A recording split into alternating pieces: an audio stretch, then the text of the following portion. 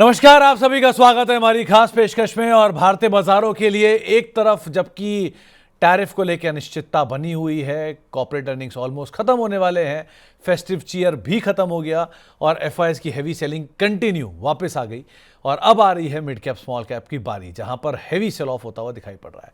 तो इन सब के बीच में क्या सिचुएशन रहेगी, क्या दिशा है, क्या दशा है और आगे के लिए कैसे बने रणनीति, इन सब पर बातचीत कर लेते हैं। और आज हमारे साथ बातचीत करने के लिए हमारे खास मेहमान मौजूद भी हैं, सुनील सुब्रमण्यम सर, जिनसे हम अक्सर बातचीत करते रहते हैं। सुनील सर नमस्कार, स्वागत है कार्यक्रम में। सर, टैरिफ को लेकर तो बात करना ही बेकार है, क्योंकि पहले ये फ्रंट पेज की खबर होती थी, फिर सेकंड पेज की पहुंची, फिर थर्ड पेज की पहुंची और अब धीरे धीरे पेपर से बाहर जा रही है। सो बाजार इंटरेस्टेड है भी और नहीं भी। ट्रंप साहब के हम दोस्त तो हैं, लेकिन मैं टैरिफ को लेकर साइन नहीं करने वाला हूं, ये तरह की सिचुएशन बनी हुई है। सो पहले तो यहीं से शुरुआत करते ही, कैसे आप इसे रीड कर रहे हो कि ये कैसी दोस्ती है कि हम दोस्त तो हैं लेकिन मैं टैरिफ नहीं साइन करूंगा? दो चीजें इसमें। पहले तो टैरिफ को वापस अखबार के फर्स्ट पेज में आना चाहिए, तभी मार्केट बढ़ेगी। ठीक है, वो बात। क्योंकि किसके लिए ये इंपॉर्टेंट है? ये इंपॉर्टेंट है एफआईएस के लिए, क्योंकि वो इंडिया का लॉन्ग टर्म स्टोरी जो खरीद के बैठे हुए हैं। देखिए, आप एफआईएस सेलिंग की बात कर रहे हैं, अभी भी गिनती लेकर देखें तो 35% free float stock market capitalization FIS के हाथ में है। राइट, तो सिंगल बिगेस्ट हाथी है जो हिला सकती है मार्केट। जो भी अभी बिकवाली हो रही है as a percentage of their holding, 775 billion dollar का उनका होल्डिंग है। यानी वो करोड़ों में तो कन्वर्ट करेंगे तो ये जो सेलिंग हो रहा है रिलेशन टू द बेस कुछ नहीं है, बट हमारे लिए सेलिंग हो रहा है क्योंकि मार्केट बढ़ नहीं रही है उनके सेलिंग के कारण। ठीक है, अब उनकी सोच में और एक्शन में बदलाव आना है तो टैरिफ को भूल नहीं सकते। टैरिफ सिंगल मात्र एक जो चीज है जो उन्हें वैल्यूएशन को भुला सकती है। समझिए आप, इंडिया बाजार ऑलवेज महंगा रहा है, कभी भी सस्ता नहीं था हिस्ट्री में, और बाकी इमर्जिंग मार्केट के खिलाफ ऑलवेज प्रीमियम में चलता रहा है। ये प्रीमियम वो सह लेते थे, फिर भी निवेश करते थे, बिकॉज हमारी ग्रोथ स्टोरी जो थी, एक बढ़ती हुई ग्रोथ स्टोरी, एक उभरती हुई ग्रोथ स्टोरी, उसको उन्होंने खरीदा है। और उस ग्रोथ में दाग आया है टैरिफ का, क्योंकि America as a market, as a stock market भूलिए, as a consumer market 30% world की इकोनॉमी का हिस्सा है वो, और उसकी एवरेज पर कैपिटा इनकम $90,000 की है, हमारी 3,000 से कम है। यानी उस मार्केट को हमें हमारी प्रोडक्ट्स को बेचने की जरूरत है, तभी एक्सपोर्ट्स हमारी जबरदस्त बढ़ सकती है और हमारी इकोनॉमी की ग्रोथ भी एक 8 से 10% के एक ट्रेजेक्टरी में बदल सकती है। और उस ट्रेजेक्टरी हाथ में थी, क्योंकि जब बिफोर ट्रंप और बाइडेन के टाइम में जब China+1 का स्टोरी चल रहा था और हम सोच रहे थे कि चीन से बहुत सारे मैन्युफैक्चरिंग इंडिया को हम शिफ्ट कर पाएंगे, पीएलआई स्कीम लॉन्च किया, उसके पहले मेक इन इंडिया लॉन्च किया, मगर सफल नहीं हुई। फिर भी उम्मीद तो था, मगर ये ट्रंप के टैरिफ आने के बाद वो उम्मीद अब कम हो गई है। तो मेरा मानना है कि टैरिफ भले ही बैक पेज में चले जाए, बट मार्केट को बढ़ने के लिए वापस फ्रंट पेज में पॉजिटिव तौर पर आना ही होगा। वो एक बात याद रख लिए। सेकंड बात जो आपने कही कि ट्रंप कह रहे हैं कि दोस्त हूं मैं मोदी का, और ट्रंप ये भी कह रहे हैं कि टैरिफ की ट्रेड टॉक्स अच्छी चल रही है, और ये भी कह रहे हैं कि शायद मैं अगले साल इंडिया भी विजिट करूंगा, पर फिर भी डील साइन नहीं हो रहा है। राइट, क्योंकि अल्टीमेटली आपको समझना है कि बातचीत एक तरफ है, बिजनेस दूसरी तरफ है। और मैं ट्रंप को more than president of America, chief business officer of America मानता हूं। और अल्टीमेटली उनका काम है कि देश की फिस्कल को मैनेज भी करना है, क्योंकि उस फिस्कल तौर पे अमेरिका सबसे ज्यादा एक क्या कहते हैं, डेट टू जीडीपी 125% से ज्यादा है। उसकी फिस्कल डेफिसिट हर साल बढ़ती जा रही है ट्रिलियन में। तो उस चीज को कंट्रोल करने के लिए ये टैरिफ बहुत जरूरी था, ये हमें समझना चाहिए। मेरा मानना है कि ट्रंप ट्रूथ सोशल पे ट्वीट करके उनकी बातों अलग तरीका है, मगर even if Kamala Harris power पे आती तो उनको भी इस टैरिफ रिलेटेड मैटर पे कुछ ना कुछ करना, मे बी तौर तरीके अलग होते ट्रंप से, राइट, उसकी स्टाइल ऑफ एक्शन। बट क्यों? क्योंकि अमेरिका में इतना बर्डन आ गया था इस थर्ड वर्ल्ड कंट्री जैसे चाइना, इंडिया, वियतनाम, इंडोनेशिया, इनके ऊपर डिपेंड करते हुए क्या हुआ कि वो उनकी बोरोइंग बढ़ती गई और उनका फिस्कल डेफिसिट बहुत एक खराब सिचुएशन में आ गया। तो इनकम अमेरिका को कहीं से लाना था और वो चीज था टैरिफ। और मेरा मानना है कि ultimately America as a country उनको एक बैलेंस को सेट राइट करना था। मैं थोड़ा लंबा समय ले रहा हूं इसको एक्सप्लेन करने के लिए। मैं क्या बैलेंस की बात कर रहा हूं कि अमेरिका की मैन्युफैक्चरिंग कॉस्ट $30 पर आवर है, चीन में $4.25 पर आवर है, इंडिया में $1.5 पर आवर है। तो क्या हुआ कि इतने दिनों से इंडिया का सक्सेस नहीं हुआ, पर चीन का सक्सेस था कि ये $4 पे हम मैन्युफैक्चर करेंगे और $30 वाला मार्केट जो है इफेक्टिवली वहां पे बेचेंगे। तो ये $26 का जो कॉस्ट सेविंग होता था प्रोडक्शन की लाइन में, उस 26 में से 20-22 चीन अपने हाथ में रख रही थी, बिकॉज चॉइस नहीं था अमेरिका के पास। चीन के अलावा कोई और देश उतने हिसाब से उनके पास पॉपुलेशन ना थी, टेक्नोलॉजी नहीं थी और एक ऑटोक्रेटिक कम्युनिस्ट गवर्नमेंट नहीं थी। इंडिया के पास पॉपुलेशन थी, कॉस्ट थी, but we didn't have a democracy, we have a democracy.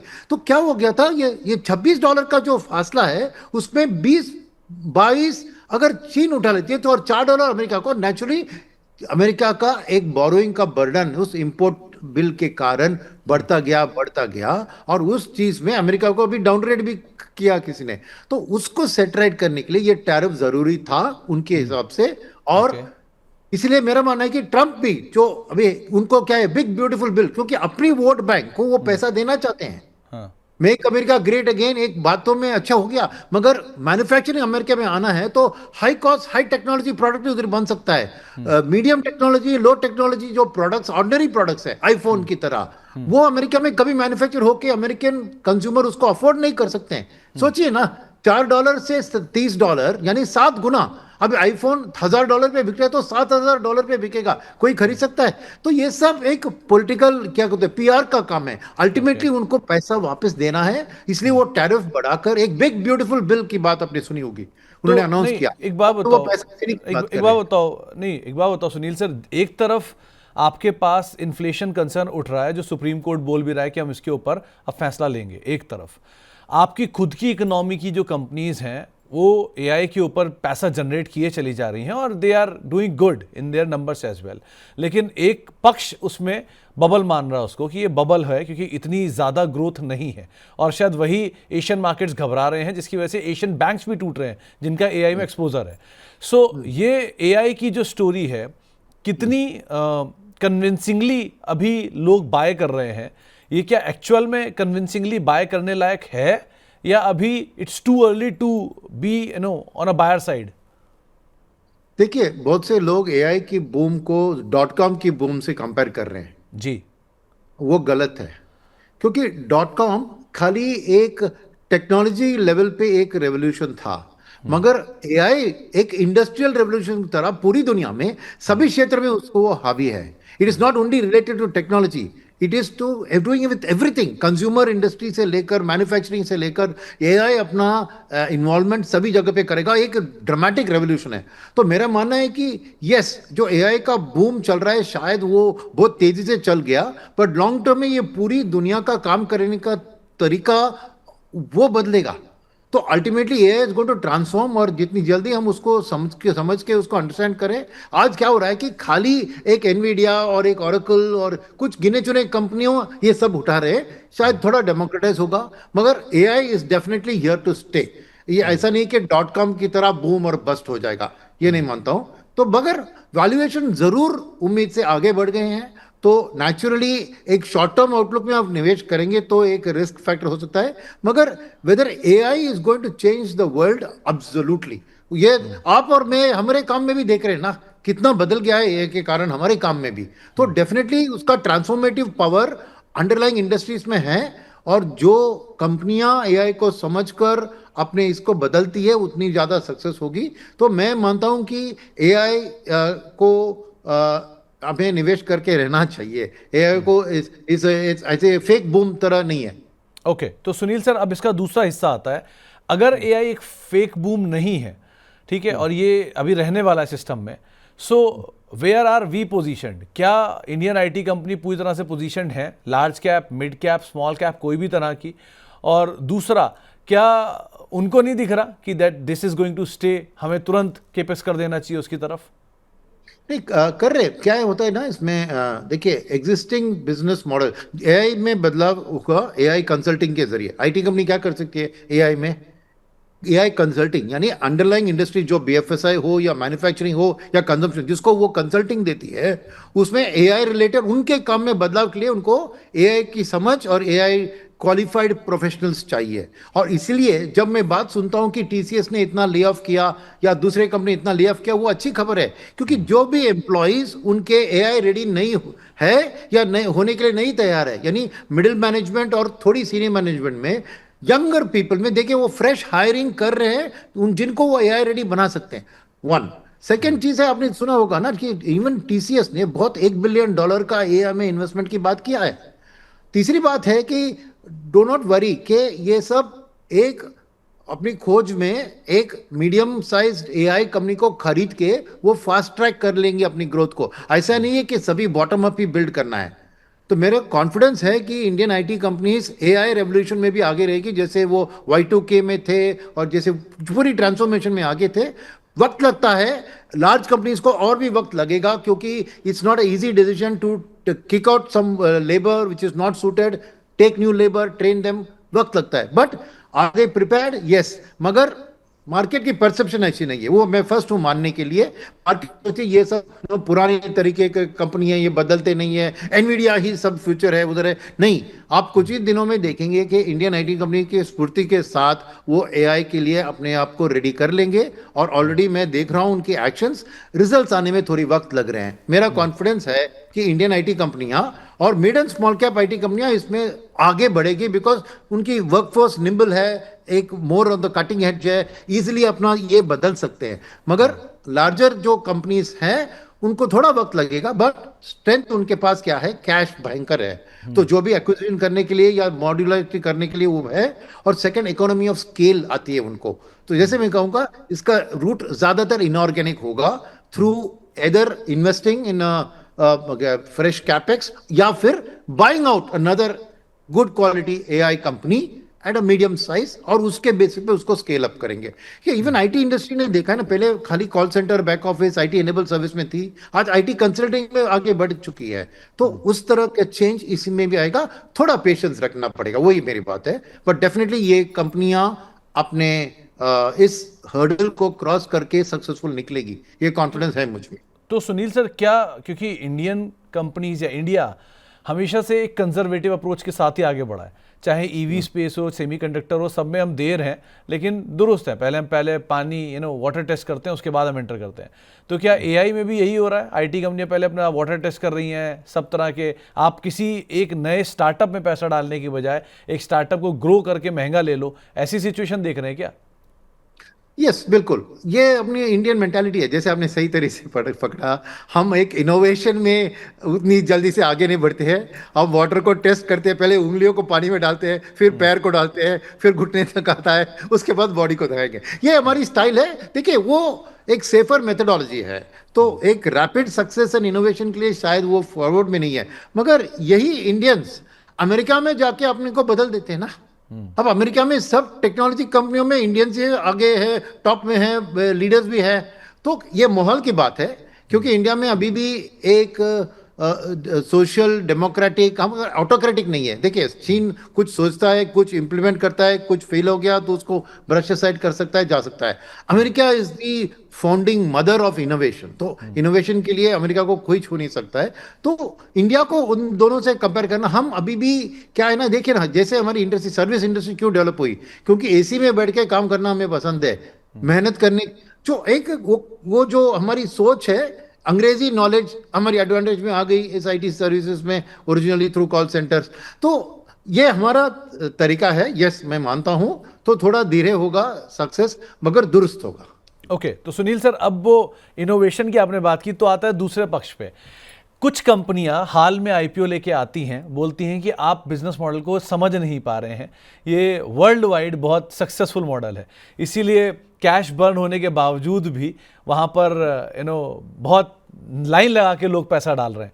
सो आप फंड मैनेजर रहे हैं, सालों से आपने ट्रांसफॉर्मेशन देखा है। एक तरफ वो कंपनियां होती थी जो 16 के पीई पे आते अट्रैक्टिव होती थी, आज वही कंपनियों को कोई पूछता नहीं क्योंकि पीईजी महंगा हो गया है। सो ट्रांसफॉर्मेशन आपने पीई से ग्रोथ तक में देख लिया। अब धीरे धीरे ये हो रहा है कि पीई को तो छोड़ दो, सिर्फ ग्रोथ ही को पकड़ के रखो। सो ये जो ट्रांसफॉर्मेशन है, इसको आप कैसे कैचअप करोगे एज अ फंड मैनेजर? तो इसमें एक चीज है कि हमें अपने ट्रेडिशनल मॉडल्स को ट्रेडिशनल कंपनीज के लिए ही रखना है। ये नए तरीके की कंपनी जो आते हैं उसमें ट्रेडिशनल मॉडल्स फिट नहीं होते हैं। ओके, तो फर्स्ट चीज वो एक्सेप्ट करना है आपको कि मेरा एक डिस्काउंटेड कैश फ्लो अर्निंग्स को मैं प्रोजेक्ट करके डिस्काउंट करके आज उसका वैल्यू देखूंगा, फिर प्राइस देखूंगा, अगर वैल्यू से कम है प्राइस तो खरीदूंगा। ये मॉडल अपनी ट्रेडिशनल मैन्युफैक्चरिंग और सर्विस इंडस्ट्री के लिए सही है। ये नए तरीके के जो है ना, वहां पे क्योंकि ये मार्केट को एक्सपैंड कर रहे हैं, चाहे ये नई नई मार्केट को निकाल रहे हैं, ढूंढ रहे हैं, और इनिशियली इनका कैश बर्न जरूरी है बिकॉज स्केल बढ़ने का है। तो हमारे लिए थोड़ी एक मुसीबत वाली बात है कि कैसे इनको वैल्यू करें, मगर अल्टीमेटली जैसे आप कह रहे थे इंटरनेशनली ऐसे मॉडल्स है तो उसको अपना कर करेंगे, और वो ट्रेडिशनल से दिखेंगे तो महंगे ही दिखेंगे। तो इसीलिए बहुत सी, नहीं तो देखिए बात ना, एंकर फंड्स में कौन होते हैं? म्यूचुअल फंड होते हैं, इंश्योरेंस कंपनी होते हैं, सब एनालिटिकल स्किल्स के साथ होते हैं। 7,000 करोड़ की आईपीओ में 68,000 करोड़ एंकर बुक का था। तो हम खाली रिटेल को ब्लेम नहीं कर सकते कि अरे वो हवा की तरफ पीछे जाने, एंकर मैनेजर्स भी जा रहे हैं इसमें ना। तो ये नया वर्ल्ड है और उसमें ट्रेडिशनल टूल्स नहीं फिट होंगे। यस, मानता हूं इसमें रिस्क है, क्योंकि .com बूम में भी यही होता था कि आई बॉल्स को देखते थे, फुटफॉल्स को देखते थे, but not to actual revenue. Yes, अभी इस एआई रिलेटेड वर्ल्ड में भी ऐसा ही हो रहा है, मगर इंडिया के बारे में मैं सोचूंगा कि ये अनएक्सप्लोर्ड टेरिटरी है, और इसमें best way to opt for कि इधर आप पूरा इनसे दूर रह सकते हैं तो वो पूरी ग्रोथ को मिस करेंगे आप। स्टॉक मार्केट में बता रहा हूं, वो एक्चुअल ग्रोथ इकोनॉमी में जो इनकी मार्केट शेयर बढ़ रही है वो बात अलग है। स्टॉक मार्केट में क्योंकि लोग इसमें दिलचस्पी दिखा रहे हैं तो वो बढ़ेगा ही। तो एक ऑप्शन, क्या ऑप्शन है इसमें कि आप डाइवर्सिफाई करके रखिए पोर्टफोलियो में। क्या होता है ना इसमें, ये कंपनियां की प्रॉमिस भी बहुत होती है मगर फेलियर रेट भी बहुत होती है। तो कई ऐसे जो अब .com की टाइम में देखिए कितने कंपनी हवा से उड़ रहे थे, पर उसमें सर्वाइव हुआ खाली अमेजॉन। तो क्या है कि एक विनर या दो विनर ही होंगे इसमें से, क्योंकि इस मारामारी के अंदर वो प्रिडिक्ट नहीं कर सकते, क्योंकि ग्रोथ की जो एक्सपेंशन की स्टोरी वो सब सही है, मगर ultimately dog eat dog world होता है, उसमें विनर एक ही होगा, और वो विनर आपको आज पहचानना मुश्किल है। तो इसलिए मेरा मानना है कि इनमें आप, market decides the best price, तो आप डाइवर्सिफाई करके निवेश कीजिए ताकि अल्टीमेट विनर भी आपके पोर्टफोलियो में हो, लूजर्स भी होगा, मगर एटलीस्ट विनर्स होंगे तो वो मेकअप करेंगे आपके लूजर्स का लॉस का। That is the only way to play this game, because इसमें कोई नॉर्मल बेंजामिन ग्रैम का इंटेलिजेंट इन्वेस्टर को लेके जाएंगे तो उसको आपको वेस्ट पे वर्क डालना पड़ेगा, कुछ रूल्स एंड रेगुलेशंस फिट नहीं होगी इनकी वैल्यूएशन में। तो इस समय पर अगर मैं एक नया निवेशक हूं और मुझे ब्लेंड रखना है अपने पोर्टफोलियो में old school companies, mid school companies और न्यू एज कंपनीज, तो ये ब्लेंड कैसे बनाऊंगा मैं? तो क्या बना अपने old school company, old school, mid school भी। मिड स्कूल वो कंपनियां हैं जो आधा तो न्यू एज में जा चुकी हैं लेकिन पूरी तरह से नहीं जा पाई हैं, जैसे हॉस्पिटल हुआ, जैसे टायर हुआ। ये कुछ हद तक एआई को ला भी रही हैं, कुछ हद तक वैल्यूएशन महंगे भी हैं, कुछ हद तक नई थीम पर भी हैं, कुछ हद तक पुरानी थीम पर भी हैं। सो ओल्ड स्कूल मतलब वही पुराने अपने HUL, TCS and all. Mid school यानी कि ये सब मिड कैप के नए और emerging businesses, and new age यानी कि ये पूरी तरह से लेंसकार्ट, पेटीएम, इटर्नल, स्विगी। सो ये तीनों का ब्लेंड कैसे बनाऊं मैं? तो आपकी रिस्क एपिटाइट के हिसाब से मैं बताऊंगा, एग्रेसिव, मॉडरेट, कंजर्वेटिव को छोड़िए, कंजर्वेटिव को ये न्यू में जाना ही नहीं है, ठीक है। तो एग्रेसिव और मॉडरेट रखेंगे तो मेरे ख्याल में जो मिड एज आपने कहा ना, मिड की बात की ना, वहां पर 50% आपको रखना है, क्योंकि ये एक इनका पुराना टेस्टेड मॉडल है, और उस बलबूते पर क्योंकि उसकी कैश फ्लोज और प्रॉफिट उनको है, वो नई दिशा में जा रही है और उनको बैकअप प्लान है। तो 50% आप पोर्टफोलियो में इसमें रखिए। तो बैलेंस का, अगर आपका रिस्क एपिटाइट हाई है तो आप 35 न्यू एज में डालकर 15 ओल्ड एज में डालिए, और अगर आप मॉडरेट है तो उसको रिवर्स कीजिए, 35 को ओल्ड एज में डालिए और 15 न्यू एज में डालिए। और हर बात में डाइवर्सिफाई करना जरूरी है। तो न्यू एज में आप डाल रहे तो आपके रेडार में दो चीज होनी चाहिए, पहला है, जो आप कैश उसके लिए रख रहे हैं उसका पूरा आज डिप्लॉय मत कीजिए। मैं इसका कारण बताता हूं। न्यू एज के लिए क्या मैं बता रहा हूं कि अब प्रॉब्ली 25-30% ही न्यू एज कंपनीज आए हैं। अगले 3 साल में आप देखेंगे और ढेर सारा आएंगे। उनके लिए कैश रखना है आपको, नंबर 1। नंबर 2, क्योंकि आप पोर्टफोलियो में मैं मानता हूं कि 25 stock is the ideal in a particular segment to diversify. 25 के ऊपर आपको डाइवर्सिफिकेशन का बेनिफिट बहुत गिर जाता है। तो 25 स्टॉक में से आज आप 10 या 15 ही खरीदे और बाकी 10 या 15, डिपेंड्स ऑन दैट, आप फ्यूचर के वाले न्यू एज कंपनीज की आईपीओ के लिए अलोकेट रखिए, ताकि आपका पूरा कैपिटल डिप्लॉय होने में 2-3 साल लग जाएंगे। जबकि पूरी की पूरी आज एक कंपनी आ रही है, उसका कॉम्पिटिटर 6 महीने बाद आएगा, तीसरा कॉम्पिटिटर 1 साल के बाद आएगा। सबको आपको खरीदना है, क्योंकि विनर को प्रेडिक्ट करना मुश्किल है। वो एक बात है। सेकंड बात जो मैं कहूंगा इनके लिए न्यू एज में, कि आप इसमें आईपीओ में अप्लाई कीजिए। कितना मिलता है आपको पता नहीं है ना, लॉटरी की तरह है। मगर पोस्ट आईपीओ जितना भी वो फेट हो, चाहे वो प्रीमियम पे लिस्ट हो जाए या डिस्काउंट पे लिस्ट हो जाए, आप एक स्टॉक एसआईपी उसमें शुरू कीजिए फॉर द नेक्स्ट 2 इयर्स।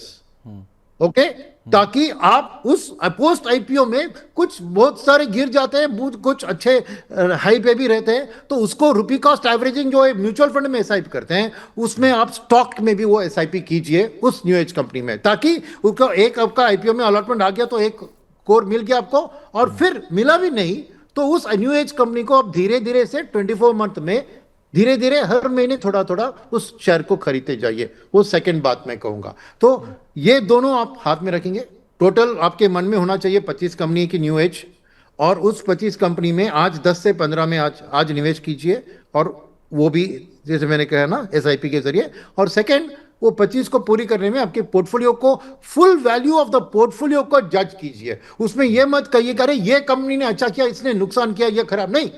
आपका पूरा पोर्टफोलियो का वैल्यू देखिए, तो जरूर आपको एक पॉजिटिव टेरिटरी में आपको लंबी दिशा में दिखेगा। बिकॉज इंडिया एक ट्रांसफॉर्मेशन स्टेज में है एज अ देश। तो इसीलिए न्यू इंडिया को आप पुराने इंडिया की आंखों से या लेंस से नहीं देख सकते। तो एक छोटे से संक्षेप में मैं आपका जवाब चाहूँगा सुनील सर।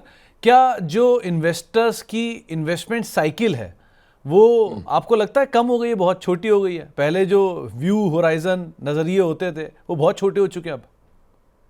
देखिए, एक तरफ से आप स्टॉक मार्केट की इन्वेस्टर्स की देखें तो शायद जो कह रहे हैं आप सच है, क्योंकि उनको अच्छा प्रॉफिट दिखता है तो भी वो बुक कर लेते हैं, और लॉस करते हैं गलत डिसीजन कर दिया करके निकल के दूसरे में डालने की कोशिश करते हैं। मगर म्यूचुअल फंड में एसआईपी की जो पेनिट्रेशन बढ़ गई है उससे आप ये नहीं कह सकते, क्योंकि एसआईपी का जो एक आउटलुक ही होता है 10-15 साल का, राइट? और उसमें जो अर्ली क्लोजर्स होते हैं एसआईपी उतना ज्यादा नहीं है। मगर मैं कहूंगा कि जो लोग म्यूचुअल फंड को ऐसा तरीका अपनाते हैं वहां पे ये मैं नहीं देख रहा हूं। वो लॉन्ग टर्म एक वेल्थ क्रिएशन और रिटायरमेंट के लिए प्लान करो या फ्यूचर गोल्स के लिए प्लान करो, उसी सोच से वो आ रहे हैं। मगर डायरेक्ट स्टॉक मार्केट जा रहे हैं उनके लिए थोड़ा बहुत एक सट्टा की तरह, एक गैम्बलिंग की तरह, एक लॉटरी की तरह, अरे भयंकर प्रॉफिट बन गया, वैसे एक अर्ज होती है ना, वो उसको सेटिस्फाई कर रहे हैं। तो जरूर जो, इसलिए आज देखिए डीमैट अकाउंट तो 2.5 टाइम्स यूनिक एमएफ पैंस है ना, ये 5.5 करोड़ में वो 12 करोड़ से ज्यादा है। तो डेफिनेटली स्टॉक मार्केट में जो लॉट ऑफ नए यंग पीपल, थोड़ी उनकी मेंटालिटी, एक चर्न की मेंटालिटी, एक प्रॉफिट बुक करो, एक उस होती है। मगर म्यूचुअल फंड में जो नए निवेशक आ रहे हैं उनका मेरा ख्याल है कि वो लॉन्ग टर्म तौर पे अपनी फ्यूचर की प्लानिंग के लिए सोच कर आ रहे हैं। जी चलिए सुनील सर, बहुत बहुत शुक्रिया। समय का अभाव था वरना आपसे और भी बहुत सारी बातचीत करते हैं, लेकिन हर बार की तरह सर बहुत बहुत शुक्रिया अपना समय हमें देने के लिए, हमसे बातचीत करने के लिए और चर्चा करने के लिए। नेक्स्ट टाइम आप कभी भी दिल्ली या मुंबई आए प्लीज़ लेट मी नो, आपसे एक बारी अलग से भी मुलाकात करेंगे सर। बहुत बहुत शुक्रिया मुलाकात करने के लिए, बातचीत करने के लिए। इसी के साथ ही अब इस कार्यक्रम को ही समेटेंगे। एक ब्रेक का वक्त है और ब्रेक के उस पार भी खबरों का सिलसिला बना रहेगा। नमस्कार।